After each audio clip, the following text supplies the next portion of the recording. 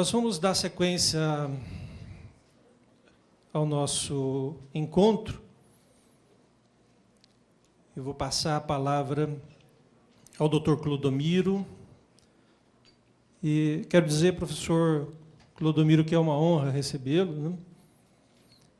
Nós, tanto da Unopar como da Escola da Magistratura, nossos alunos, temos aí a grata satisfação de ter um convidado, né, com a sua formação, né, e com a sua qualificação.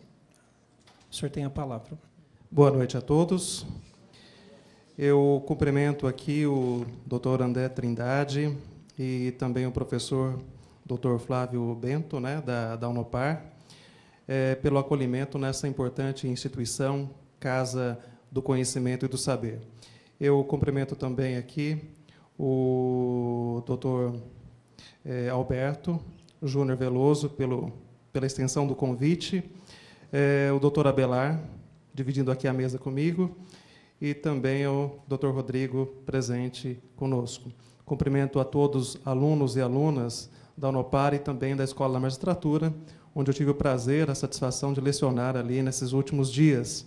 É sobre essa temática do livro Humanidades que farei a minha palestra. Dei como título Direito e as Humanidades. Veja, em vários momentos da fala do Dr. Abelar, ficou registrado essa diferença entre o direito e as humanidades, sobretudo em relação à filosofia. Até pela deferência positiva que ele fez ao filósofo, né, lá no banco, né? Ora, existe sim uma diferença fundamental. Por quê? Porque o direito ele trabalha numa perspectiva técnica. E as humanidades, elas têm uma outra característica. Se nós tomarmos aqui dois conceitos fundamentais, e eu, como da área de filosofia, sempre gosto de me remeter aos gregos, né?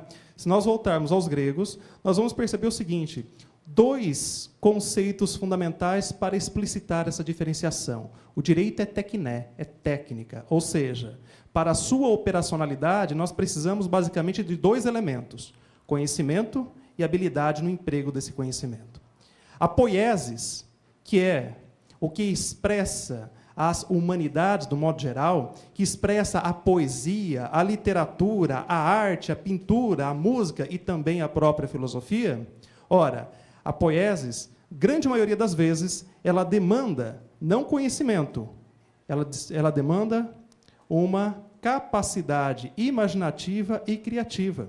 Ou seja, nós temos no campo estético uma vazão muito maior do que aquela exigida no campo técnico. Então, se nós colocarmos esses dois campos nessa perspectiva, nós vamos perceber o seguinte: o direito ele tem, do ponto de vista técnico, uma utilidade significativa. E quando você olha para a área de humanidades, você vai perceber o oposto, uma inutilidade quase que absoluta. E a grande pergunta é: por que nós precisamos fazer essa unidade? Por que nós precisamos aproximar o direito das humanidades, sendo que, para muitos, nós estamos, na verdade, chovendo no molhado, buscar aplicar algo que é inútil para uma reflexão ou uma prática que é eminentemente útil, sobretudo para a sociedade.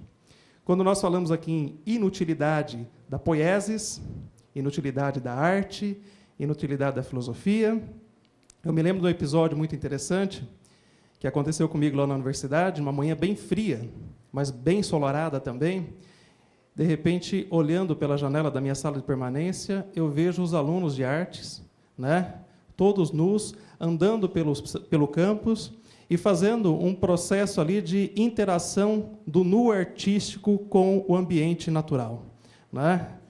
As pessoas se abraçando a árvores, rolando na grama, e, de repente, chega a segurança da universidade e recolhem a todos. Veja, aquela expressão artística, aquela expressão estética que, para muitos, é totalmente inútil, para mim, pessoalmente, teve um caráter terapêutico, né? Porque eu tinha uma crise, vivia uma crise profunda, achando que a filosofia realmente não servia para nada. Já estava na universidade há 3 anos ensinando algo que eu falava: para que isso? E no momento que eu olho aquela cena, eu percebo que realmente existe algo mais inútil que a filosofia, né? Ficou essa... Eu fui curado naquele momento. em relação a essa questão da inutilidade. Veja, é uma brincadeira, aconteceu, mas é uma brincadeira. Eu não estou aqui denegrindo o papel da arte, apenas mostrando que o nosso caráter, do modo geral, para a mensuração da ação, exige, muitas vezes, utilidade. E aquilo que não tem utilidade, nós passamos distante. Então, essa discussão hoje entre direitos e humanidades não deve caminhar por essa perspectiva. Por quê?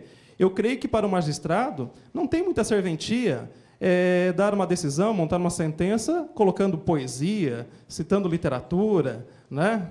Citando passagens filosóficas. Eu acho que não é esse o elemento importante e fundamental. O elemento mais importante é quando nós olhamos para a nossa tradição, a tradição do pensamento ocidental, e começamos a perceber o seguinte: o direito, para nós hoje, que é eminentemente técnico, e cava um fosso com as humanidades, lá para os gregos, o direito não era nem tecné e nem poiesis, o direito era praxis. E praxis significa o quê? Significa aquela dimensão que está implicada com a ação humana. A nossa ação que nós projetamos a todo momento e que, grande maioria das vezes, por meio dela, numa tomada de decisão, criamos algumas tragédias, pessoais ou coletivas. Portanto, o direito ele está inscrito nesse conceito de praxis, que o filósofo Aristóteles registrou pela primeira vez, chamando isso de razão prática. Ou seja, a razão prática é um campo específico lá na filosofia, que vem da antiguidade e se ocupa fundamentalmente com a reflexão da ação. E essa ação pode ser vista, analisada e perspectivada em 3 segmentos diferentes. Ação do ponto de vista pessoal, a minha ação, a ação do Clodomiro, do Dr. Abelar, que pode ser avaliada do ponto de vista ético, implicado nos valores que são praticados por uma comunidade, reconhecidos por uma comunidade. Portanto, a ação também é possível de ser avaliada do ponto de vista da política, da ação distribuída coletivamente, na forma como a ação individual interage com a outra parte. A relação de uma interação, de uma interação social ou de uma integração social. Porém, a ação ela também é possível de ser avaliada e perspectivada do ponto de vista normativo. Entra o papel aí do direito. Logo, quando nós olhamos para essa estrutura que eu apresento para vocês, o direito não era, então, nem técnica e nem poiesis. O direito era praxis. O direito era razão prática, segundo a colocação do filósofo Aristóteles. E veja que interessante. A razão prática que contempla a ação do ponto de vista ético, político e jurídico, ela é misturada, ela é o que é aprendida numa síntese que nos leva a uma reflexão que é dada pelos direitos naturais. Ou seja, a argamassa que permite, que possibilita a junção da ação do indivíduo com a sua coletividade e uma referência normativa nesse campo político e individual, que interlaça a ação individual e social, ela é dada na ótica do justnaturalismo. Ou seja, é necessário perceber aí que o justnaturalismo ele nasce com uma questão bastante simples. A questão em relação à facticidade da ação praticada no solo de uma sociedade e a legitimidade dessa norma que dispõe a referência a essa facticidade. Traduzindo isso em miúdos, nós temos, no fundo, que uma relação entre a validade de uma norma dada, positivada na estrutura da política, e quando nós perguntamos onde se encontra a legitimidade dessa norma que é válida, referendada socialmente. Os direitos naturais surgem basicamente dessa perspectiva e almejam o seguinte: não basta a validade da norma, é necessário que a norma, além de ter uma aceitabilidade social, ela tenha também o quê? A pretensão de realização da justiça. Esse é o elemento importante. E a questão é que nem sempre se encontra a justiça na própria facticidade dada pela ação num contexto social. Então, os direitos naturais, eles nascem dessa bifurcação. Eu tenho, de um lado, a validade de uma norma dada e positivada em solo político, mas, por outro lado, eu me questiono acerca da legitimidade que sustenta a validade dessa norma do ponto de vista social.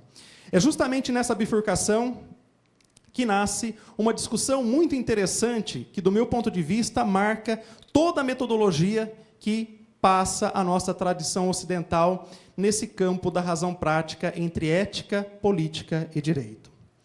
A questão que é posta, é colocada, se dá da seguinte forma: onde nós podemos encontrar a verdade, onde nós podemos encontrar a justiça? Só podemos encontrar a verdade, a justiça, em algo permanente, estável, em algo que não esteja em mudança. Porém, se nós olharmos na nossa tradição, nós vamos perceber que houve um filósofo chamado Heráclito que identificou o seguinte: dê uma olhada para a realidade e você vai perceber logo que tudo está em constante movimento, tudo está em constante devir. Não existe nada permanente nessa realidade, nem mesmo as leis. Então, a busca pela justiça, na visão deles, não poderia ser alcançada aonde há mudança, onde há constante alteração, aonde existe o devir. Logo, o Heráclito, que ficou conhecido com aquela frase de que o homem não entra 2 vezes no mesmo rio, até porque na segunda vez já não são mais as mesmas águas, né? Tudo está em constante fluir, constante movimento, ele enuncia a seguinte regra: ora, o ser é e o não ser é. Isso, aparentemente, não tinha nenhuma implicação, até que um outro filósofo, chamado Parmênides, ele aparece e diz o seguinte: olha, preste atenção, Heráclito, o que você está afirmando é um absurdo do ponto de vista lógico. Como que eu posso sustentar que algo é e o não é continua sendo? O Heráclito ia dizer o seguinte: olha, é porque tudo está em movimento, Parmênides. Se eu estou aqui agora, eu sou. Se eu dou um passo para cá, eu não sou o que era, mas continuo sendo o que fui, né? Essa bobagem que nós muitas vezes rimos, isso deu ensejo ao nascimento do método dialético. Ou seja, a própria contingência, o próprio devir histórico, ele é o quê? Marcado pela contingência, marcada por um processo dialético. E o direito não se distancia desse método. Por outro lado, o Parmênides era mais lógico. Ele disse: se o ser é, o não ser só pode não ser. Com o Parmênides, nós temos algo diferente. Nós temos o quê? A reivindicação, primeiramente, do princípio de identidade, do princípio de não contradição. E, muito corretamente, muitos autores afirmaram: a bomba atômica começa a explodir no poema de Parmênides. Ou seja, toda a construção técnica que nós possuímos hoje, ela se pauta no princípio de identidade. Todo o aparato tecnológico, muitas vezes, que nos assombra, são construções derivadas dessa estrutura, dessa matriz técnica. Então, de certa forma, nós temos 2 metodologias. A dialética, de um lado, que se pauta pelo movimento, e, de outro, a lógica, que busca a permanência, o inalterado. Veja, se vocês olham para essas 2 perspectivas, o direito, de um lado, muitas vezes se prende numa estrutura lógica, com a pretensão de assegurar a segurança jurídica, mas ele não pode perder de vista as mudanças sociais que operam dentro de um ciclo dialético. É uma certa dificuldade. Porém, um filósofo que vem depois desses 2 autores, Platão, ele deu uma olhada para isso e falou o seguinte: olha, e não é que o Heráclito tem razão? Mas não é também que o Parmênides tem razão? Os 2 têm razão. E, para dar a razão aos 2, ele fez algo bastante interessante. Ele falou: vamos dividir o mundo, né? O mundo da mudança fica aqui, esse mundo da nossa realidade onde nós estamos inseridos, e vamos colocar num plano inteligível, que nós chamaríamos de mundo das ideias, vamos colocar lá o mundo do Parmênides, o mundo do ser, da permanência, da verdade e da justiça. Ora, então fica para o direito, no contexto grego, basicamente o seguinte: se eu quero saber acerca da validade de uma lei dada, positivada, eu tenho que me remeter agora a um mundo inteligível onde eu possa alcançar a justiça que legitima essa lei positivada. No fundo, você cria uma dualidade em que a própria legitimidade da norma ou da lei está fora dela, está no mundo inteligível. Competindo quem? Aqueles mais capazes de alcançar um dia essa iluminação e encontrar essa verdade plasmada no mundo das ideias. Veja, o Aristóteles vem na sequência e fala o seguinte: olha, já é difícil entender esse mundo, que dirá duplicá-lo. vamos parar com essa bagunça e vamos colocar num mundo só. Porém, a consequência da reflexão aristotélica foi basicamente o seguinte: ora, nós não temos dois mundos, mas, com esse mundo que nós temos aqui, nós vamos ter que trabalhar com algo bastante significativo. Por quê? A lei, ela é particularizada. Ela é o que? É uma decorrência de etos diferentes que nós temos na Grécia. Porém, a justiça tem que se dar num plano de universalidade, de uma extensão universalizada. Portanto, mudou o foco. A lei positiva é variável, ela está no âmbito da variabilidade. No entanto, a legitimidade deve se encontrar na universalidade. Veja, isso nos acompanha até hoje. Nós temos uma dificuldade muito grande, por quê? Quando nós falamos em justnaturalismo, justpositivismo, pós-positivismo, no fundo, nós estamos o quê? Tentando encontrar um parâmetro de universalidade para aquilo que tem o quê? Validade em contextos localizados. Né? Então, essa relação de particularidade, que é um âmbito contingencial, com a universalidade que guarda, que mantém a essência da justiça ou da verdade, isso entra e se acomoda no cristianismo. E o cristianismo tem a ideia de que a lei está estendida universalmente, assegurada por Deus. E consegue manter essa estrutura aristotélica, sobretudo até o final da Idade Média. Ou seja, nós temos uma leitura de que Deus concede a lei divina da sua perspectiva universal, essa é manifesta na natureza e nós particularizamos pela positivação na lei humana. Porém, a lei particular humana não pode estar, de certa forma, desvinculada dessa universalidade divina. Meus caros, isso nos acompanha na nossa tradição. Isso marca fundamentalmente o justnaturalismo. Contudo, quando nós alcançamos a modernidade, nós temos uma inversão bastante significativa nesse campo específico da razão prática, nesse campo filosófico que se ocupa a todo momento com a reflexão da ação, do ponto de vista pessoal, coletivo e normativo. Porém, nós temos uma diferença significativa. A modernidade, ela é marcada fundamentalmente pela antropologia e pela secularização. O que significa isso para nós? Significa, do ponto de vista antropológico, que começamos a ter consciência da diversidade, ou seja, a própria configuração de valores, de eticidade, é diverso. Portanto, nós teríamos uma dificuldade enorme, tal como o cristianismo pretendeu lá atrás, na Idade Média, de estender valores universais para toda a Europa. Ou seja, ide até os confins da terra e proclamai a verdade. Anunciar o evangelho como se fosse uma pretensão universal. O cristianismo teve uma pretensão de buscar um valor e universalizar. A modernidade, ao contrário, pelo próprio quesito da secularidade, ela acaba o quê? Ela acaba reconhecendo que a eticidade, os valores, são altamente relativizados. Portanto, a razão prática, ela passa, a partir do filósofo Kant, a operar da seguinte forma. No lugar de ética, nós falamos agora em moral. Moral, política e direito. Então, guardem isso com vocês, que é importante. Eu vou retomar isso no final da minha fala. No contexto da antiguidade, nós tínhamos ética, política e direito. A modernidade fala de moral, política e direito. O que mudou? A relação entre ética e moral. Por que eu estou fazendo essa diferenciação? Porque é importante, ao final, quando eu retomar aqui a questão tão em voga hoje do pós-positivismo. A diferença entre ética e moral, de forma muito geral para nós, é assegurada da seguinte forma. Ética se ocupa de valores, costumes, tradições. A moral, ela se ocupa com princípios provenientes da própria racionalidade, no sentido de assegurar o quê? Normas com pretensões de validade universal.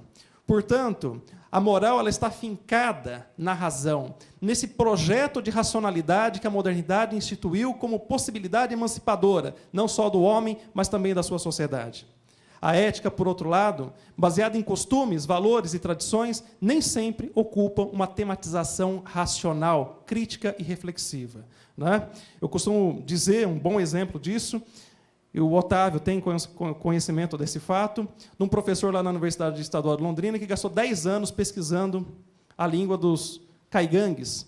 E, quando ele finalizou a pesquisa, ele produziu um livro e fez questão de lançar esse livro da língua dos caigangues lá na tribo, lá entre os índios. Enquanto ele falava, uma senhora no fundo estava simplesmente tirando uma folha do seu livro, enrolando com um pouquinho de fumo, e estava apitando o seu livro. Ou seja, literalmente fumou o livro do professor. E eu pergunto, isso é falta de educação? Não, isso é uma questão de valores. Uma comunidade que tem valores e tradições pautada numa tradição oral, o que importa, o que serve o livro. Não é? Pessoal, Alberto, daqui a pouco a gente vê o Belar pitando o nosso livro aqui fora. Não ia dar certo, né? Aí seria um desrespeito, né? Seria um desrespeito.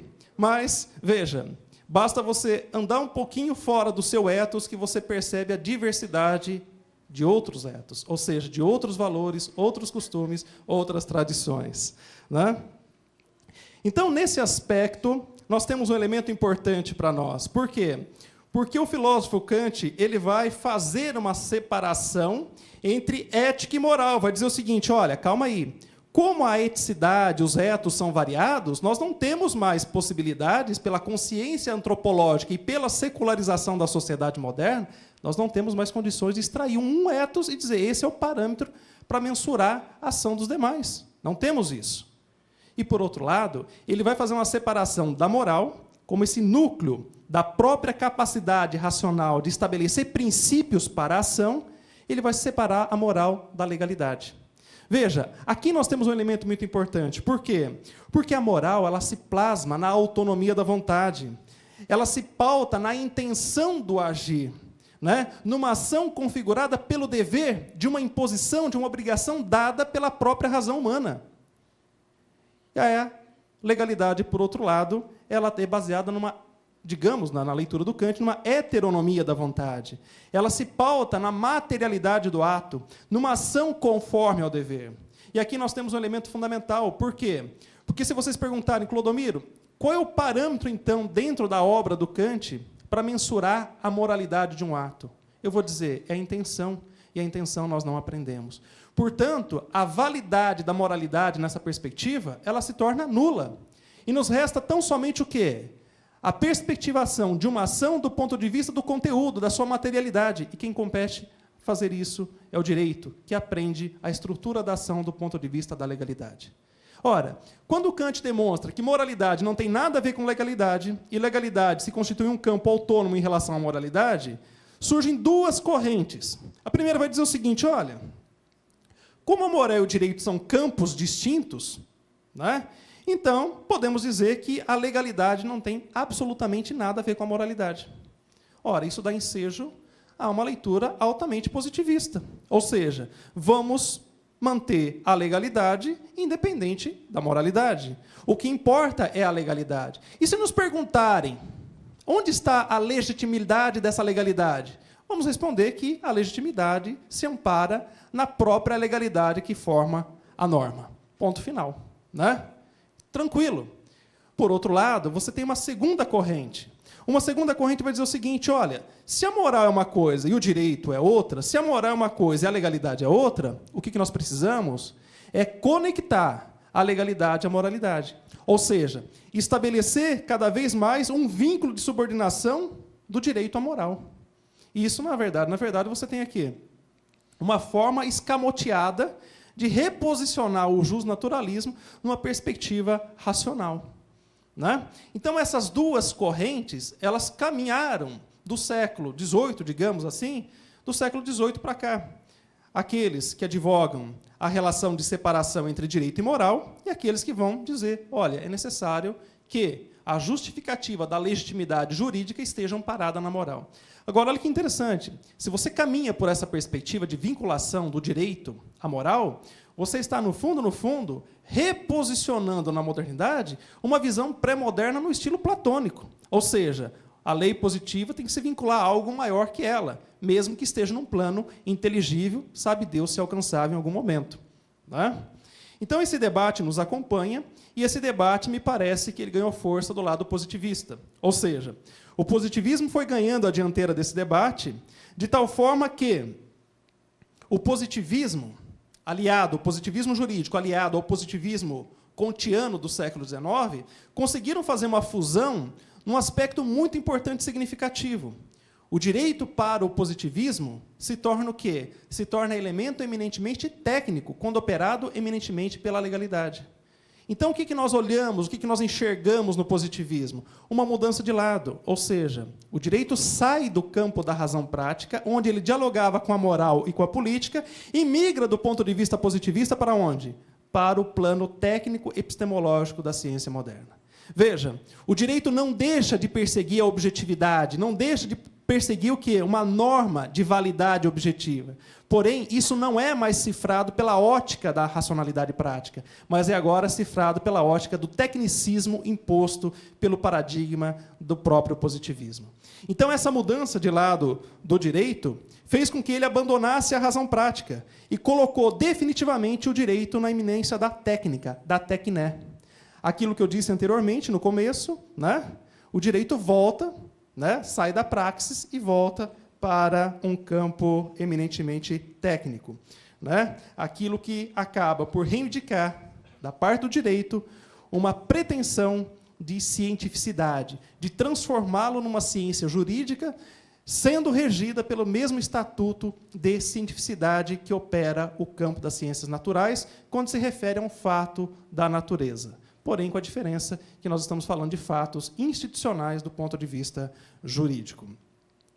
Então, nós voltamos aqui, nessa altura da minha exposição, se o direito ele é técnico, do ponto de vista positivista, ele não mais faz parte da praxis, ele não mais faz parte da razão prática. Então, nós voltamos ao ponto de partida da minha exposição, ou seja, qual a relação entre direito e humanidades? Se o direito hoje, de fato, ocupa o campo da técnica, a humanidades, ou as humanidades, muitas vezes são olhadas na perspectiva da poiesis. Então, recoloca-se o debate da relação de utilidade e inutilidade. Ora, se o direito ele persegue a utilidade do seu fazer, da sua operacionalidade, pelo conhecimento e pela habilidade que se emprega para a sua movimentação, por que, então, o direito precisa se envolver com essas áreas menores totalmente inúteis? É justamente nessa perspectiva que nós situamos, para muitos, aliás, muitos situam o debate, colocando o seguinte: ora, basta você olhar e ver aí alguém falando de direito pós-positivista, que a primeira mensagem que aparece é a relação direito e moral. Ora, nessa perspectiva, nós temos que levar em relação a alguns aspectos. Primeiro, se o direito hoje ele é eminentemente técnico, nós vamos começar a perceber que o critério para a sua aferição se dá no caráter da eficiência, da eficácia. Ou seja, a eficiência e a eficácia mensuradas por ditames funcionais da própria sociedade, muitas vezes aliado, pelo que o doutor Abelar chamou a atenção várias vezes, pelo poder econômico. Ou seja, nós não podemos, pelo que eu entendi, nós não podemos desconsiderar o papel que a economia exerce dentro da sociedade. Não podemos ser ingênuos de ficar aqui com um discurso ético e moral. Por quê? Porque a funcionalidade sistêmica de produção capitalista ela perpassa pelo viés da eficiência e da eficácia. É por aí que também nós somos cobrados na nossa própria interação social, né? Porém, o direito, além de olhar por essa perspectiva, tem que olhar também o poder social, né? E um outro aspecto que nós podemos levar em consideração aqui é o seguinte, que o próprio direito ele mantém hoje, dentro dessa estrutura eminentemente técnica, uma fissura naquilo que nós podemos chamar, de um lado, da prática profissional e da pesquisa jurídica, de outro lado. Ou seja, a prática profissional ela exige, de certa forma, o conhecimento técnico, mas essa prática profissional ela não pode estar o quê? Desvinculada da sua pesquisa, ou seja, da pesquisa que permite entender o porquê de fazer a prática jurídica no contexto da própria sociedade. Então, essa marca entre utilidade, de um lado, pela eficiência técnica do direito, e a inutilidade que as humanidades apresentam de outro, é o que apresenta-se no olhar de muitas pessoas. Agora, eu chamo a atenção aqui para o seguinte aspecto.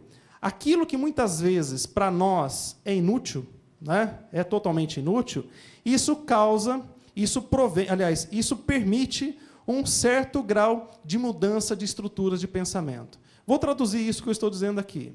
Muitas vezes nós olhamos e falamos, poxa vida, essas questões teóricas, abstratas, elas não nos ajudam muito. E aí nós nos enganamos. Por quê? Porque elas nos ajudam demasiadamente para entender a estrutura de pensamento que molda a nossa época. Eu costumo dizer o seguinte: a nossa realidade, o nosso dia a dia, ele é marcado por fatos. Né? Basta você abrir um jornal, você vai ver a quantidade de fatos. Porém, esses fatos, eles demandam de conceitos que explicitem a inteligibilidade do fato. E se você olhar, os conceitos não estão sozinhos, eles estão amparados numa estrutura de pensamento. O que acontece é que, muitas vezes, nós só olhamos os fatos. Nós sequer temos conceitos na manga para explicitar a inteligibilidade do que aconteceu. E, quiçá, entender a estrutura de pensamento que está amparando esses conceitos para a constelação histórica da nossa época. Então, nesse aspecto, eu creio na importância das humanidades. E um exemplo bastante significativo que eu gostaria de trazer aqui para vocês é um fato que marca a nossa tradição do pensamento ocidental. Se nós recuarmos aqui e voltarmos, por exemplo, no século XI, no contexto da Idade Média, nós vamos perceber que lá havia um religioso, um beneditino, que disse uma frase que ficou muito famosa para todo o Ocidente. Ele dizia: a filosofia, ela é serva da teologia. Ela só tem uma ocupação. Ela só serve de instrumento para a teologia. Ela não tem autonomia própria. Pedro Damião estabeleceu essa frase e, logo na sequência, os cristãos latinos ocidentais começaram a se deparar com o conhecimento de algumas obras da lógica aristotélica. Veja que interessante. Um contexto de fé que se pautava pela tradição revelada, de repente se encontra com o filósofo Aristóteles, desconhecido há mais de 1000 anos. E a lógica começa a suscitar alguns elementos interessantes. Por quê? Porque alguns monges olhavam para aquele referencial lógico e diziam o seguinte: por meio da lógica nós podemos compreender um pouco melhor a nossa fé. Ou seja, o recurso filosófico ele permite o quê? Um grau de maior maturidade, de inteligibilidade para a fé. Outros, na posição de Pedro Damião, falaram: não, deixa isso fora, porque isso pode atrapalhar. Agora, a partir do momento que essa lógica começou a colocar questionamentos da seguinte forma: ora, será que Deus pode tudo? Pode. Deus pode tudo, porque Ele é onipotente. Então, se Ele pode tudo, Ele pode pecar, Ele pode enganar, Ele pode mentir, Ele pode sacanear com a gente, Ele pode não cumprir as suas promessas. Não, isso não pode. Bom, mas se Ele não pode tudo, então Ele já não é onipotente. Veja, essas questões começaram a colocar o quê? Em xeque a segurança teológica. Se nós almejamos uma segurança jurídica, ali, do ponto de vista da fé, você está colocando em xeque a segurança da própria fé. Portanto, foi fundamental que se utilizasse todo esse arsenal de racionalização para a melhor interpretação possível, assegurando o seguinte: a permanência, a fixação, a racionalização da divindade, para que pudéssemos ter uma fé inteligível. Veja, uma fé inteligível. Nesse aspecto é que eu digo a vocês, a filosofia se torna importante. Ela se torna importante por quê? Porque ela busca conceitos que permitem uma inteligibilidade para determinados aspectos, que muitas vezes nós ficamos dando chute no achômetro, né? Simplesmente no achômetro.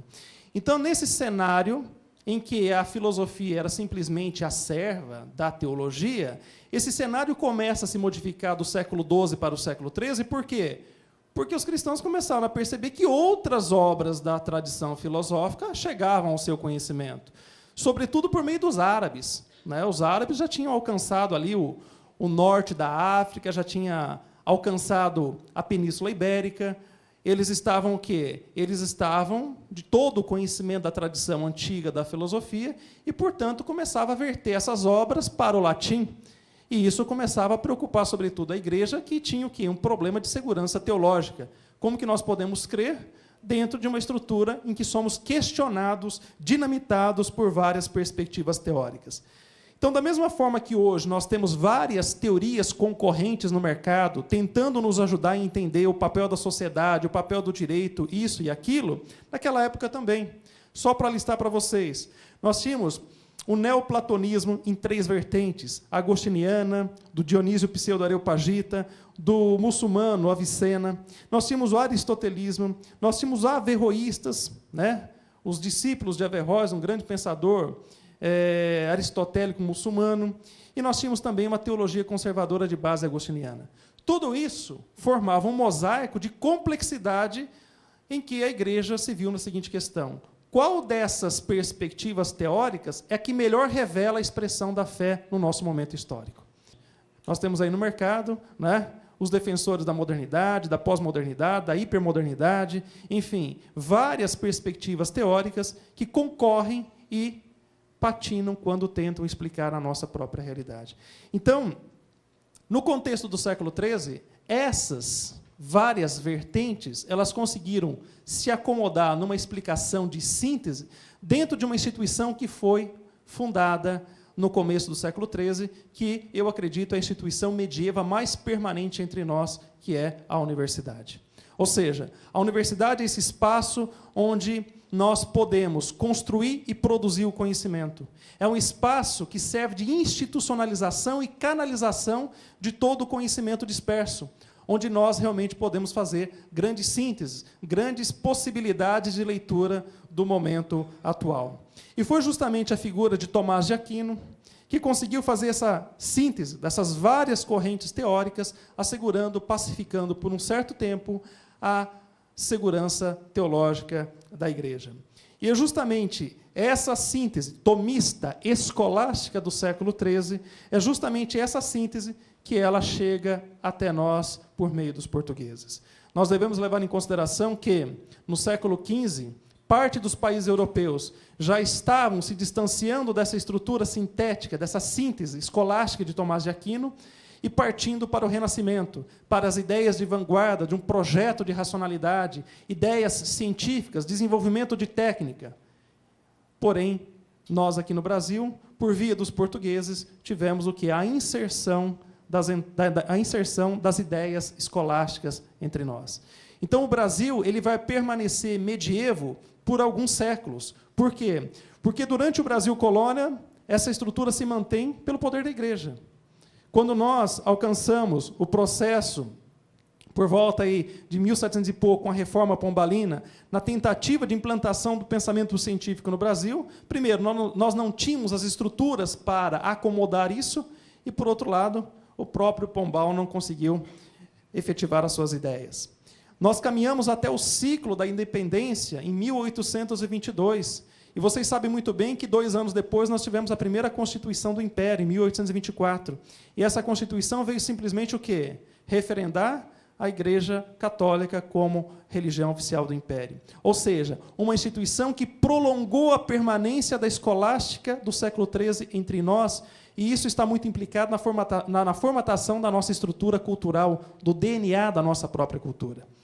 Nós avançamos, portanto, ao período da proclamação da República, em 1889. E aí, para muitos autores, nós temos o quê? Nós temos um corte com essa estrutura escolástica por meio de ideias novas que estavam vindo da Europa, por meio, sobretudo, da Real Academia Militar Brasileira.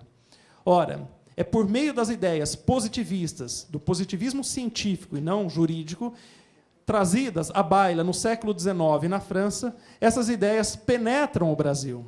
E aí nós começamos a perceber o seguinte: temos 2 vertentes teóricas, minimamente, que possam se complementar, dialogar, que era, de um lado, a escolástica mantida pela Igreja e o positivismo, de certa forma, levado adiante pelos ideais da Real Academia Militar e que, de certa forma, tem uma expressão, mais tarde, nas próprias faculdades de Direito, criada no século XIX, Recife, Olinda e depois em São Paulo. O que eu quero com tudo isso dizer para vocês é o seguinte: acompanhe a estrutura de pensamento que move o Brasil, que move aquilo que nós não vemos, mas que ajuda, de certa forma, a explicar os fatos da nossa sociedade.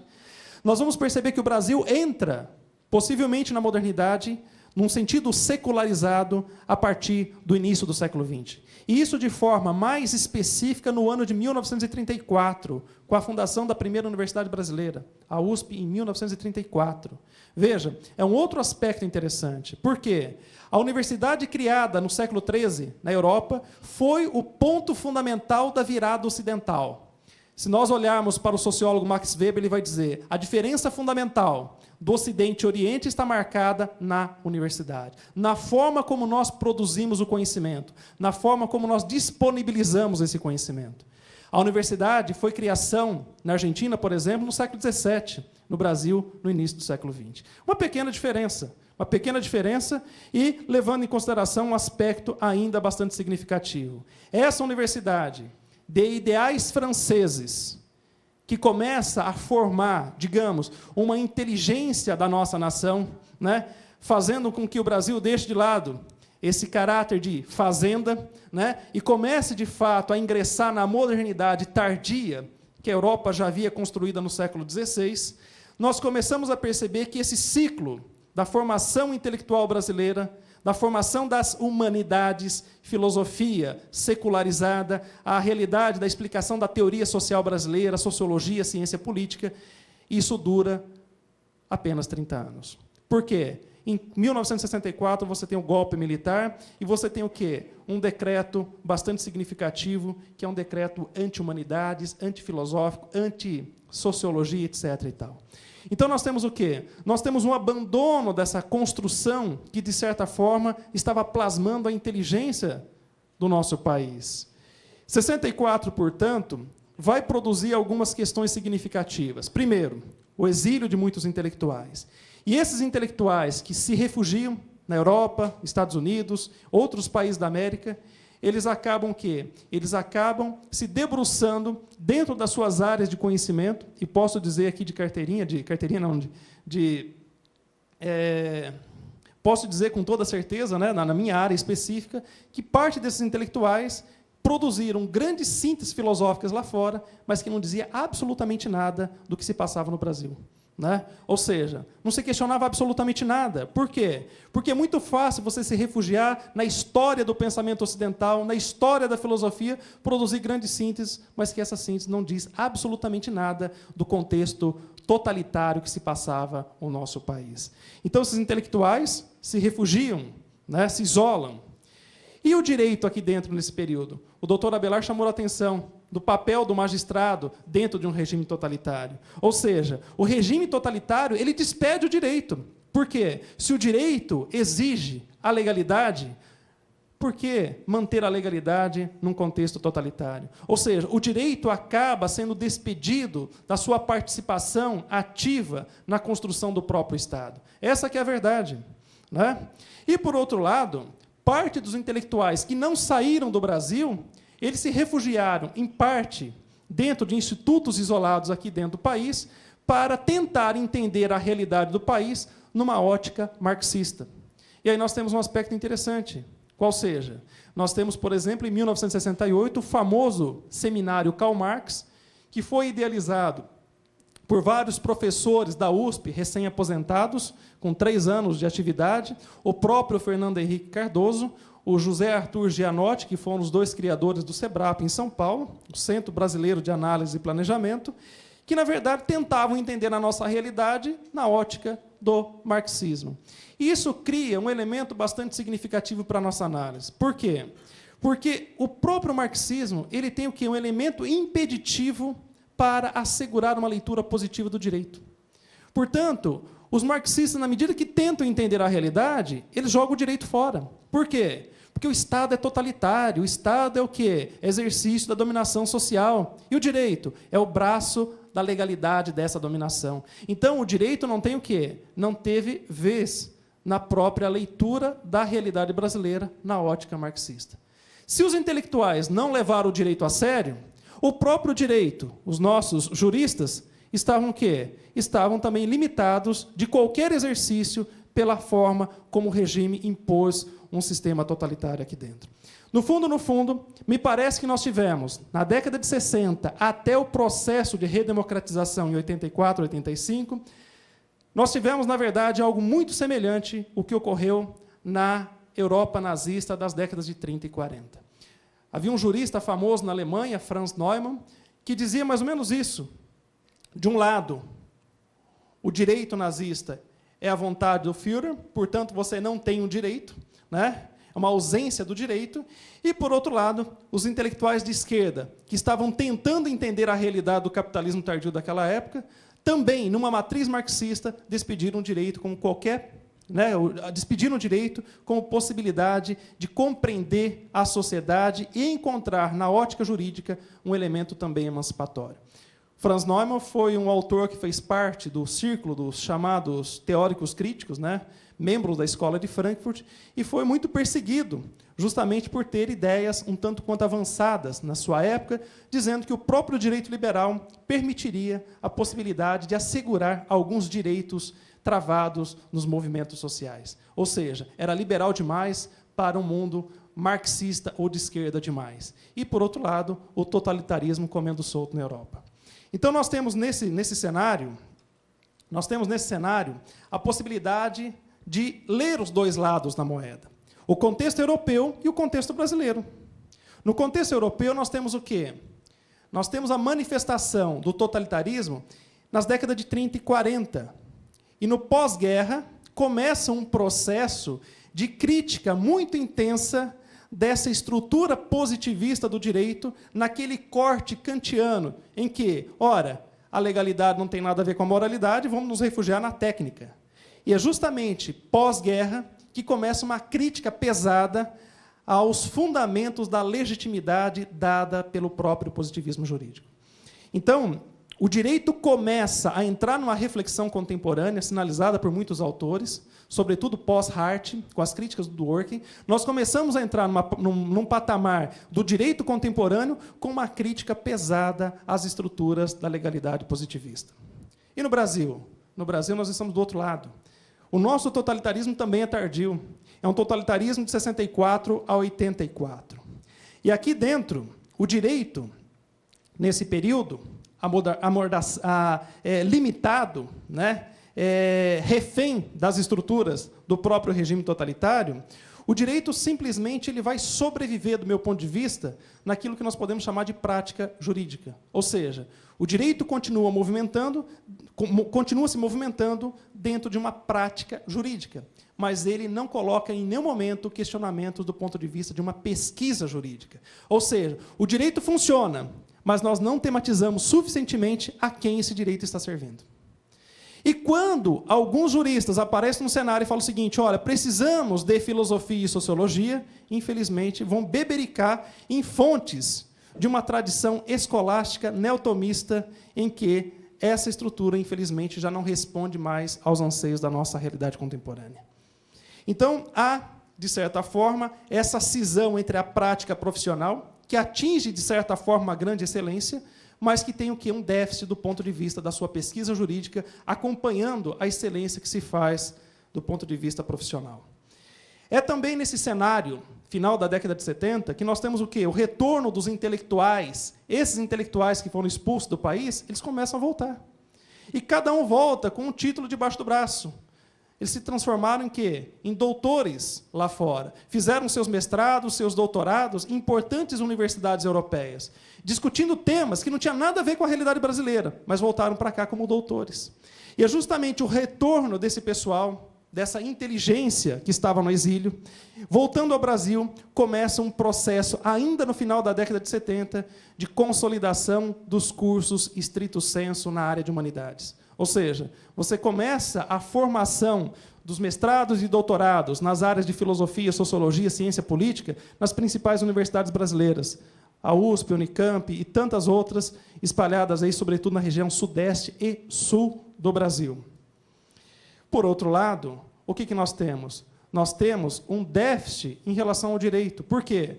Porque o direito acompanhou essa visão dentro do período totalitário, gastando sua energia, sua força na prática profissional e não dando a devida atenção à pesquisa jurídica. Por quê? Porque também não tinha espaço para fazer pesquisa jurídica.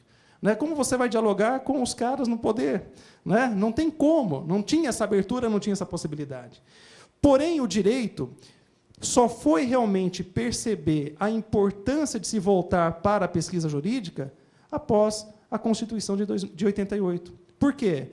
Porque começamos a entender que agora nós temos, de fato, uma missão bastante significativa e interessante, que é a construção do Estado democrático de direito. O direito, portanto, ele se volta, ele volta o seu olhar para as humanidades. Ele volta a olhar para as humanidades numa tentativa de aproximação do diálogo. E digo mais, as humanidades fazem o mesmo percurso. Se você olhar na década de 90, começa vários movimentos no campo da filosofia, da ciência política, da sociologia e todas as outras áreas correlatas de buscar o quê? Uma inserção no próprio direito. Ou seja, tentar entender o direito. Por quê? Porque sem o direito nós não entendemos a própria realidade do Estado brasileiro. Não há possibilidade, do ponto de vista da sociologia, da ciência política, da filosofia política, fazer uma leitura da realidade brasileira sem contar com o direito. O direito é parte integrante do Estado, é parte fundamental da própria construção democrática desse país. Então, nós começamos a perceber esse movimento de sincronia na década de 90 para cá. Porém, há um detalhe, e bastante significativo, que eu chamo a atenção. Se os mestrados e doutorados nas áreas de humanidade já haviam se consolidado no começo da década de 90, e foi justamente esse o período que começamos a exportar os cursos de graduação dessas áreas para todo o interior do país, infelizmente o direito, muito ocupado com a prática profissional, ainda tem um déficit do ponto de vista da pesquisa jurídica. Ou seja, se vocês olharem hoje os dados da CAPES, nós só temos um programa de doutorado e mestrado em direito em toda a região norte do país. Então, há um déficit do ponto de vista da pesquisa. Há um déficit que demonstra, por dados trazidos pela própria CAPES, que nós temos apenas 67 programas estrito sensu de mestrado e doutorado no país para uma clientela de mais de 1.240 faculdades de direito.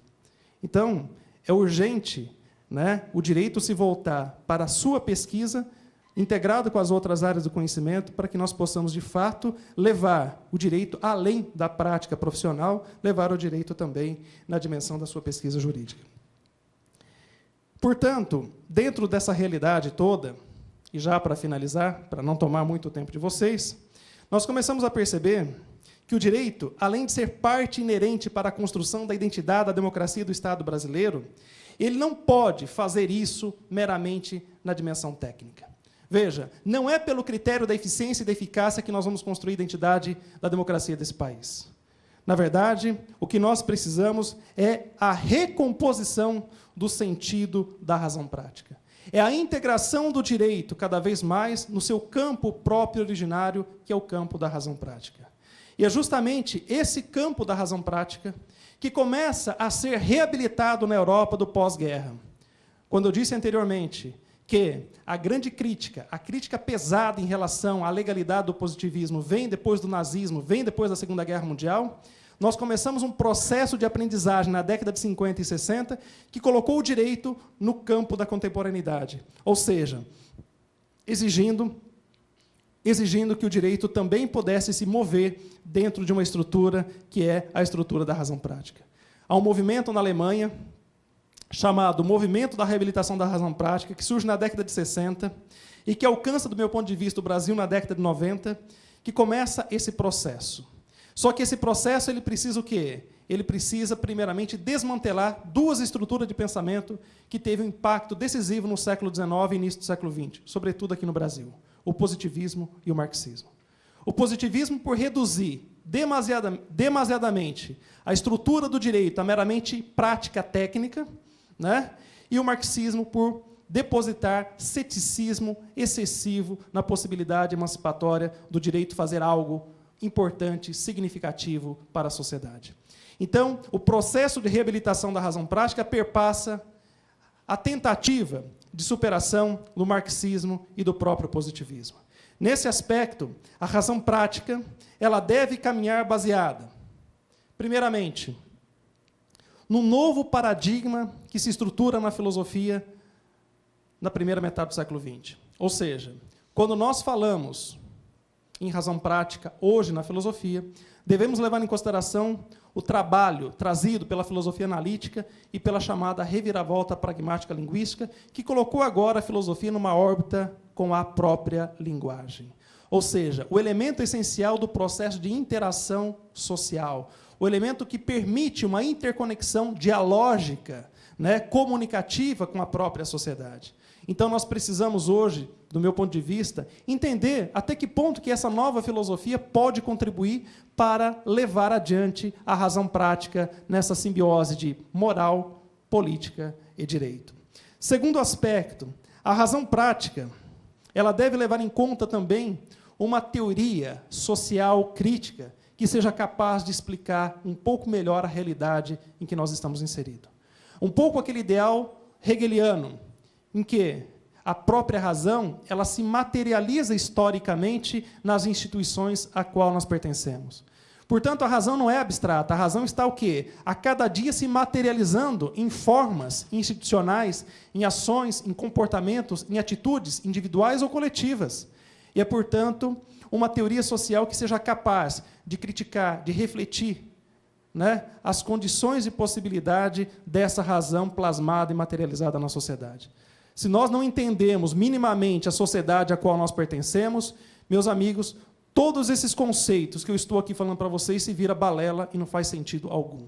Né? Ou seja, se nós de fato queremos nos apropriarmos dos conceitos para informar da melhor forma possível a nossa realidade, nós precisamos levar em conta a filosofia de um lado, com seus recursos de uma inteligibilidade conceitual, mas, por outro lado, também as teorias sociais que ajudam a explicar a própria realidade social. E, por fim, nós temos que levar em conta que essa razão prática, moral, política e direito, ela vem sendo inflacionada por 3 tradições fundamentais que nos perseguem na nossa tradição ocidental. Primeiro, a tradição ética, ou seja, nós vivemos numa sociedade em que a percepção a cada dia é de uma diversidade valorativa. Né? Nós vivemos uma sociedade que é plural, que é diversa. E essa diversidade de eticidade de valores, isso traz implicações e conflitos constantes.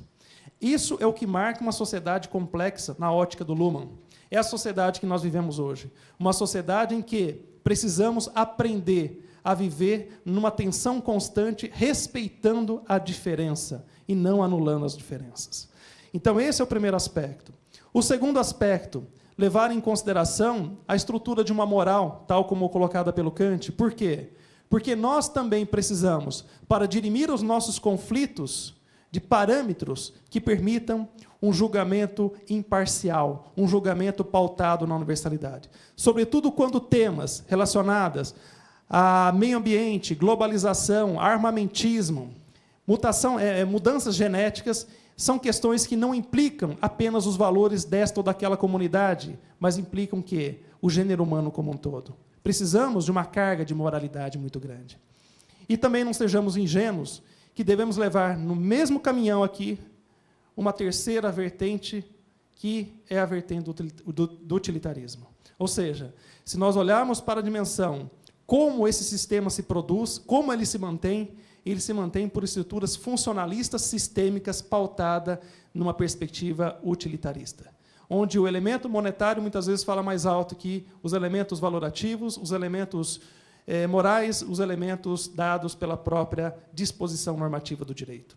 Então, isso precisa levar em conta. Ou seja, não sejamos ingênuos até o ponto de acreditar que, simplesmente falando de ética, de moral e de direito, vamos resolver os nossos problemas, as demandas da nossa época.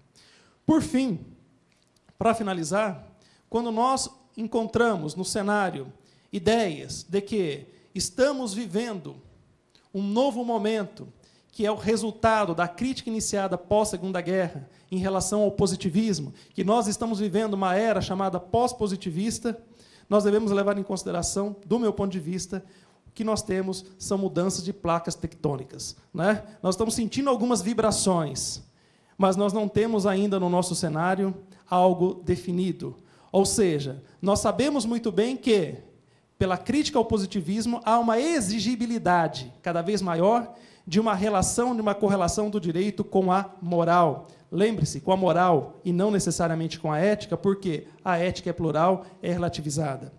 E, em aspectos, o pós-positivismo hoje vem sendo confundido, infelizmente, com pós-modernidade, e me parece que são coisas totalmente incompatíveis. Por quê? Porque o pós-positivismo é uma reivindicação de um pouquinho mais de racionalidade, uma racionalidade crítica e reflexiva na operacionalidade da própria legalidade. Enquanto que a pós-modernidade, num viés aí trazido pelo Lyotard, não significa outra coisa senão uma tentativa de despedir o potencial racional da própria modernidade. Ora, se nós estamos reivindicando, de um lado, pelo pós-positivismo, um pouco mais de cognição, um pouco mais de racionalidade, não é a pós-modernidade que vai informar da melhor forma possível essa nossa época, esse nosso momento.